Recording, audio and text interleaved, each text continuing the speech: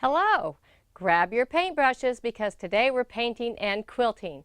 First we'll look at faux trapunto and airbrushing techniques, then Michelle Newman paints on silk for some beautiful results. And I'll tell you everything the professional quilter needs to know about patterns, so stay tuned.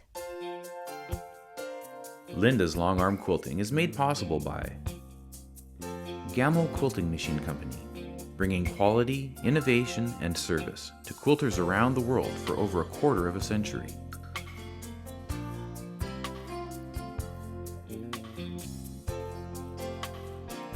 By YLI, making decorative threads that help you unleash your imagination. By Statler Stitcher, providing automation to enhance and expand your long arm quilting business. And by Hobbs Bonded Fibers.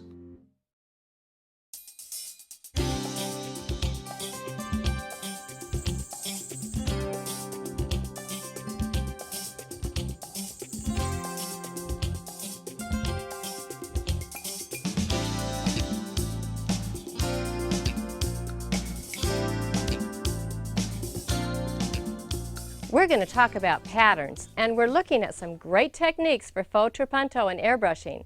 But first, follow me to the International Quilt Show in Houston, where we talked to Michelle Newman about a special garment that we worked on together.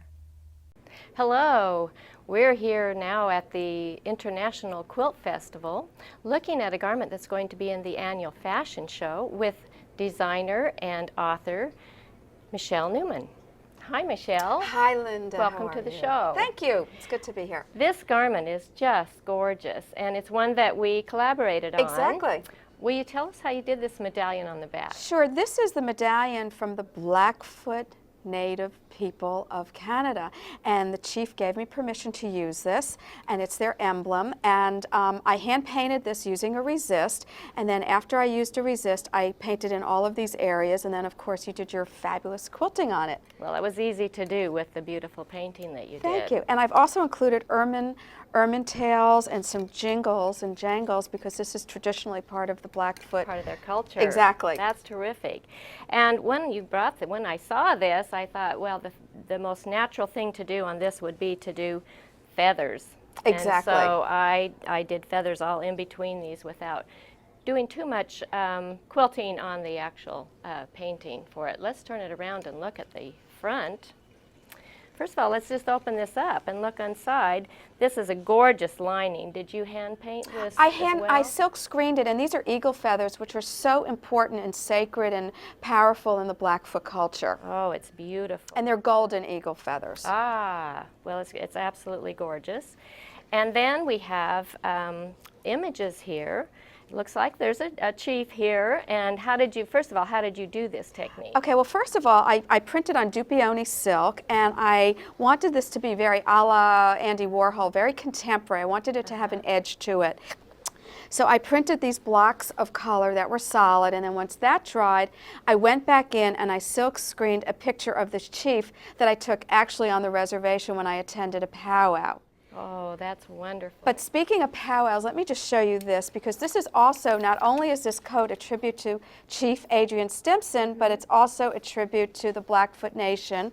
And at powwows and at sacred events, the women, there's a Buffalo Society, and this is typical of a headdress that they would wear in their sacred religious society, and it's very special and very honored. Oh, that's great. That goes great with this outfit. That's wonderful. And whose image is this? This is Chief Adrian Stimson, and we're deeply honored today because we have somebody special here with us. Right here at the festival. And this is Chief Adrian Stimson, Chief of the Blackfoot Nation of morning, Canada. We are so honored to have you here on our show. I'm very honored to be here too. I think it's you have a great thing going here with this Quilt Festival. I think that's a great show. Thank you so much, both of you, for being with us today.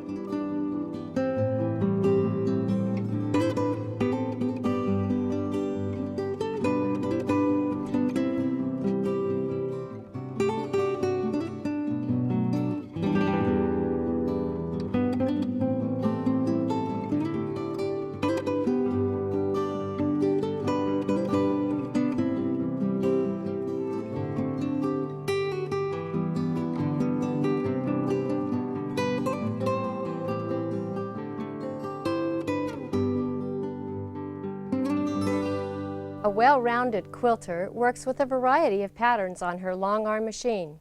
Here are a few tips for keeping track of your patterns. Go beyond the basic patterns that come with your machine. Invest in other packets and other roll patterns. Review catalogs and collections of patterns to build up your own set. I put my pattern in a 3-ring binder and let my customers peruse through them to choose what they want to use. Have a good storage system for both pantograph and flat patterns. I store my pantographs in bins like these, and then I number the bins so I can easily find that pattern. Time is money when you're a Longarm quilter in business, so you don't want to spend any time looking for a pattern. For my flat patterns, my small flat patterns, I cover them with contact paper. That preserves them so that they don't easily get bent. I also put them in a 3-ring binder, listing the size and the name of the pattern, and then putting those patterns in plastic pages with numbers on them so I can easily find them, and yet they are stored nice and flat so they don't get bent. My larger patterns I store in a poster board that I've taped on all sides. I found it was hard for me to store these, and I didn't want to roll them up, so this worked out as a good system for me.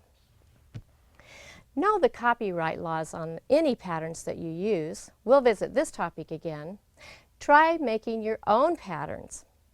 Follow these tips and you'll have an easy-to-use, well-organized pattern collection.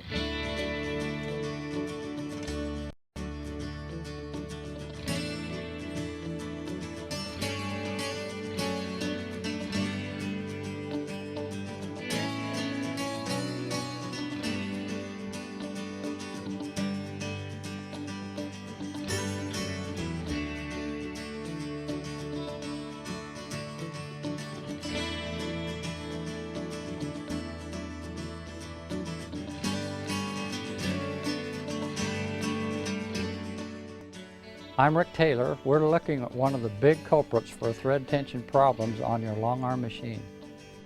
Take a look at this bobbin case. See this arm right here on the side? That's the tension arm. There are 2 screws that hold that on. The small one holds it in place and the larger one adjusts the tension. If the tension's too tight, then the bobbin case will not drop freely. If it's too loose, then the case will drop too suddenly. What we want to do is have it fall so it just has the right amount of tension. Remember, a healthy bobbin case means good tension. Hi, today we're going to be looking at some faux trapunto, and we're going to be doing some airbrushing and some quilting. So it's an easy project I think you'll enjoy very much. We're going to work with, first of all, making a pattern. Everyone can make their own pattern. Just like snowflakes are all unique, just take your piece of paper and fold it in 4s, like that. And then if you want to, you can fold it again in 8s, depending on how intricate you want this, and you can start with very simple. Now don't be afraid to draw whatever you want to on here. I just sort of do something like that. You know, this is just paper, so if it doesn't turn out, it's not a big deal. And then you just cut on your lines. Just cut around here like this. And you can do all kinds of intricate things, having them crisscross. And once you start doing this and deciding that you can airbrush these, you'll get inspiration for all kinds of snowflakes. Now that was a very simple design, nothing planned at all. Let's just see how that one turned out. There we go. See, that's really pretty. Now if we wanted something in the middle, all we have to do, fold it back up together. Let's just say we wanted like a star, so all we have to do is cut like a V out of the middle, like that, and there we go. We have a beautiful applique design if we want, or we're going to airbrush this today and it's going to look like applique. So it's sort of a faux applique look.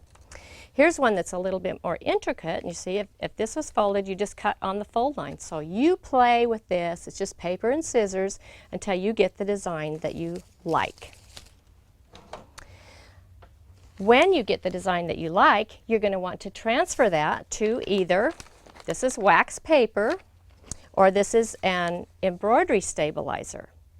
Now I use the embroidery stabilizer because I like to do big pieces, and it tends to stay on and in handling the big pieces a little bit easier. But if you're doing individual blocks, the wax paper works great. Here's one that's already been ironed on, and I've covered this up with just a cheap little tablecloth so I won't get this all over. The painting equipment is inexpensive. It's just a canned air and then a little thing of paint here and an inexpensive little airbrush. You can get really elaborate with these, or you can keep it very simple. And you just stand back a little bit. Usually I'll have this on an easel so that I can paint this way, but it works on the floor too. So we'll just paint it like that. And if you wanted to get closer around your design, you could do that. And that's a good idea because when you pull this off, you've got to see a distinction between where the paint is and where the paint isn't. So let's just go a little darker in those areas. And then you can just continue to paint the rest of the piece if you want, or just around your designs. Another interesting thing that you can do is something like this. Now in the border out here, I just took a piece of lace that I wasn't using for anything, and I laid it out there in the border. So it gave it more of a variegated look. Where in here, I left the pieces on that I had done with the embroidery stabilizer, and so I got the fabric coming through. This was a one whole piece of yellow sateen, and so I made this quilt out of just airbrushing and then doing the quilting with the faux, and this is trapuntoed in here, and we'll show you how to do that. Just another look that you can get by doing this. Now that one's not dry yet, so I'm going to show you one here where I pulled half of it off, but I wanted to see how fun it is when you pull off the stabilizer or the wax paper. And there's your design. Okay? Here's one that's all pulled off. You can see how varied they are. Now you take this design, and if you're making a big piece, you load your quilting machine with just batting and your top. And then you stitch around it. Now here's one that's been stitched around. When you stitch it, do not stitch right on the line. Stitch inside the design with your wash away thread, because when you come back, we're going to stitch on the line. And when you trim it, you see you're going to have a little bit of sloppage. You can't get right close to it. So that little bit of sloppage when you come back and stitch on the line is going to get caught, and it keeps your work so clean and sharp. Okay, let's get to quilting. We'll move this out of the way. And look at our project.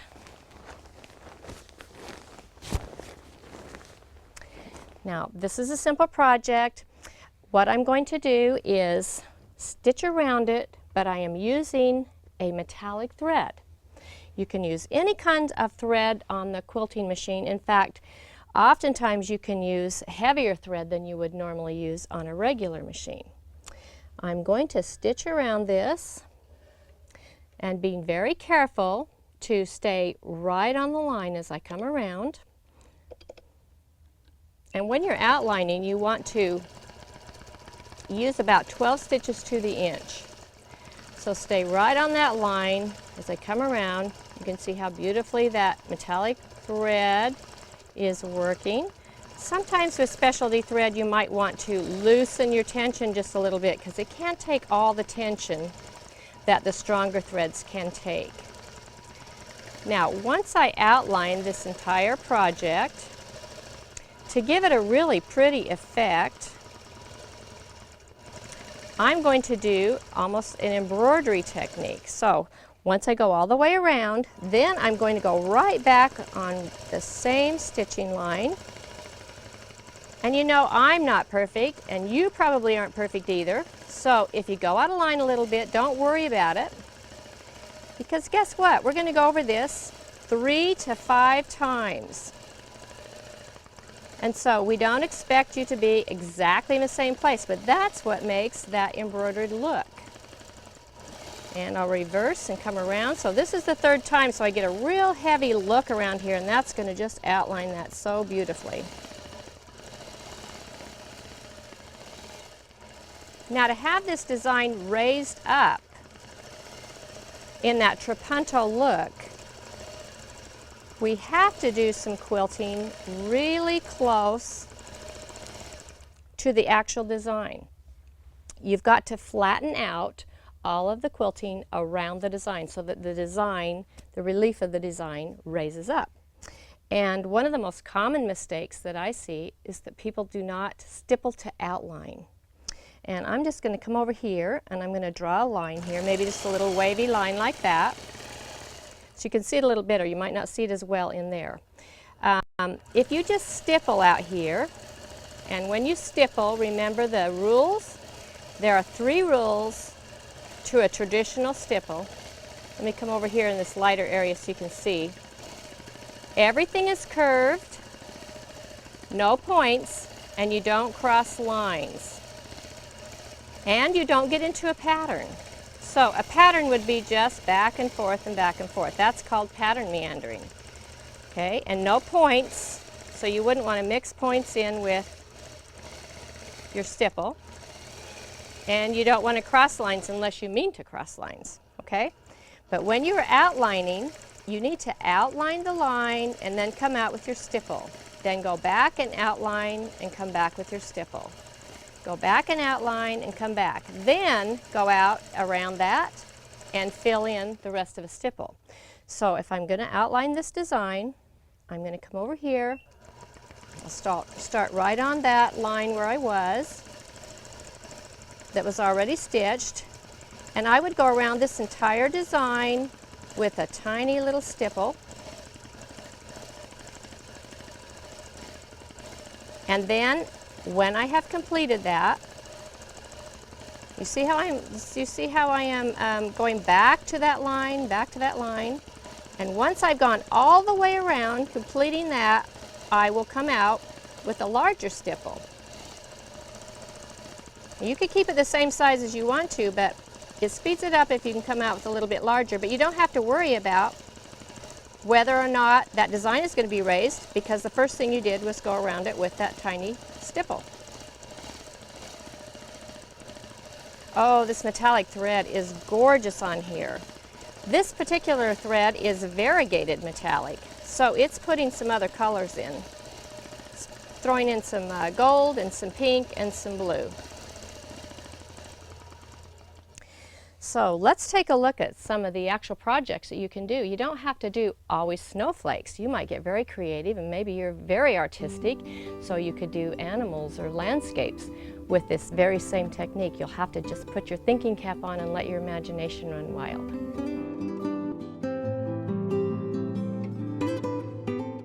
The black fabric was a little harder to cover with the acrylic fabric paint. So I had to put it on in several layers and so that it had to dry each time before you continue. And when you're finished with the project, you want to completely heat press it with your iron and heat set those paints in. This has freehand trapunto on it around the bird. So I just took my machine and just did some little squigglies and then cut that out. And of course the cat and the flowers and the moon was covered with the lace to give it a little effect there. So definitely is a nighttime quilt, but I love this one.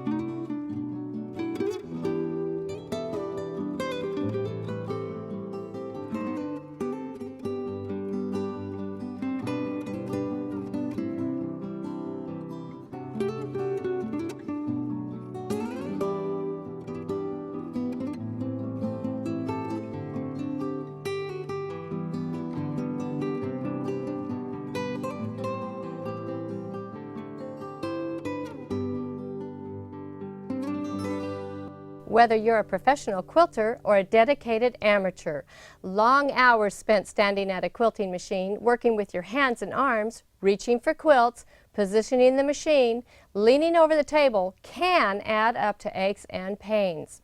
But this doesn't have to be the case. Take frequent breaks. Do stretching exercises. Just a couple of minutes out of every hour will make a big difference. Remember to breathe. Use a piece of rubber tubing to do simple stretching exercises. When you're quilting, use a loose grip on the machine. Strangling the handles will only add to your stress. Place a step or rocker board underneath the machine and prop your foot upon it. This helps relieve back tension that comes from standing in one place. Make sure to adjust the table height so you can work at the front of the machine without bending over. Most people keep the table too low. Use ergonomic devices that help counterbalance your weight as you work over the table. This will also help you maintain proper posture. Practicing these simple tips will help chase away fatigue and stress and make you a happier quilter.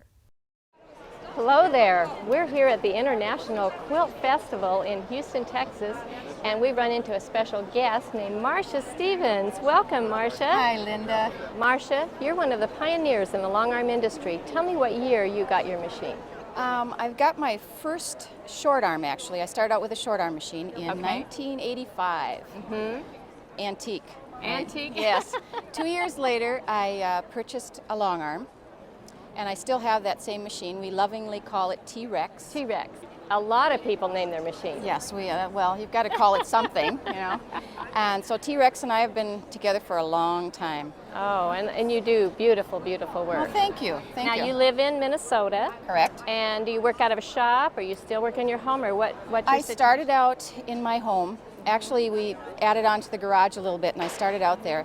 Then I moved to a shop location and realized that I didn't like the 8 to 5 or 9 to 5 hours, so moved it back into a studio in my home, and that's where I still am. Oh, that's great. And Yes. you're a teacher too. You've been instructing for quite a few years. Yes, I think 1993 I started teaching, and I really enjoy that. That is so much fun, isn't it? I mean, to teach people. Yes, it is. It's just wonderful. It's really a love of mine as well. You must have seen so many changes in the industry. What was the industry like, the long arm quilting industry, when you started? Oh, I think you know, don't you? Way back in the late 80s, long arm quilting, or our type of quilting, was not accepted. It wasn't quilted until it was hand quilted. So there was that stigma about the whole industry. So it's been my goal in life to get the word out that long arm quilting can be beautiful, and obviously we've shown that many ways. Yes. And probably the other thing that bothers me about the industry sometimes is the recognition part, that we as long arm quilters don't always get the recognition that we deserve, and that's improving too. I'm hoping it continues to. A lot of those quilts are entered in two-person categories, and now. the quilt shows have actually had to make new categories, you know, To because of accommodate, this exactly. phenomena that's occurring. And I think So, that's wonderful, and I hope they can. All the other shows continue to, improve too. yes. Well, it's been fun having you here today. Well, and I'm thank glad you to so be much. here. You've interviewed me so many times, and you have a newsletter that you have for the long arm people, I and do. you do. You've just really promoted the industry, and we all want you to know how much we appreciate Well, that. thank you. You've been a big help too. Thank you. Next time on Linda's Long Arm Quilting, we'll learn about freehand feathers, one of the key techniques for long arm quilters. And Laura Heine demonstrates her specialty thread techniques. Plus, I tell you the best way to prepare a quilt top before professional quilting. Good to know if you're a pro yourself or hiring one. Remember, if I can do it, you can do it. See you next time. For more information, visit us on the web at www.lindaslongarmquilting.com.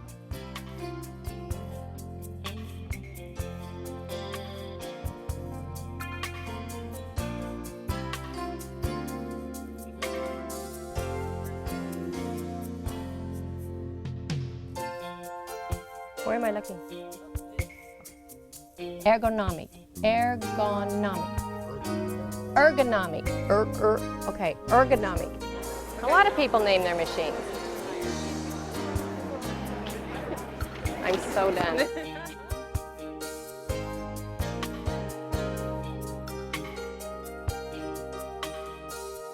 Linda's Longarm Quilting is made possible by Gamel Quilting Machine Company, bringing quality, innovation, and service to quilters around the world for over a quarter of a century.